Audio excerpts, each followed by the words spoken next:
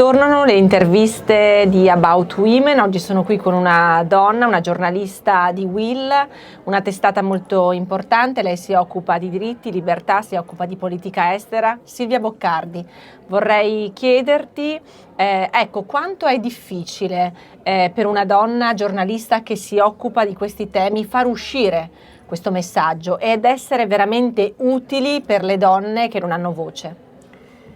Grazie per avermi invitato innanzitutto, sono molto felice di essere qui con tantissime donne in gamba. Io credo che sia particolarmente importante oggi parlare di diritti delle donne, ma legati ad altri temi. Le donne sono la metà della popolazione, anzi più della metà della popolazione, quindi è inutile secondo me parlare di diritti se non parliamo dell'impatto che questi diritti hanno poi su tutta la catena, diciamo, di aspetti della nostra vita comune, dalla politica all'economia, al lavoro, alla crescita, no, dei paesi. Quindi è difficile far passare il messaggio spesso, però quando si collegano i temi dei diritti a altri temi della vita, secondo me è molto più semplice diciamo rompere quelle barriere che a volte purtroppo ancora ci sono.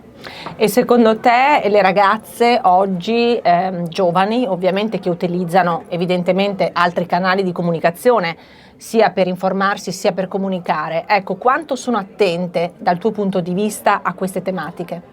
Moltissimo, sempre di più, sono sempre più informate, sanno esattamente cosa vogliono, quando lo vogliono e come fare per cambiare, diciamo, la società. È importante chiaramente la rappresentazione, quindi spesso c'è anche una sfiducia da parte magari delle ragazze più piccole di pensare di poter arrivare a certi luoghi di potere o perlomeno appunto di cambiamento.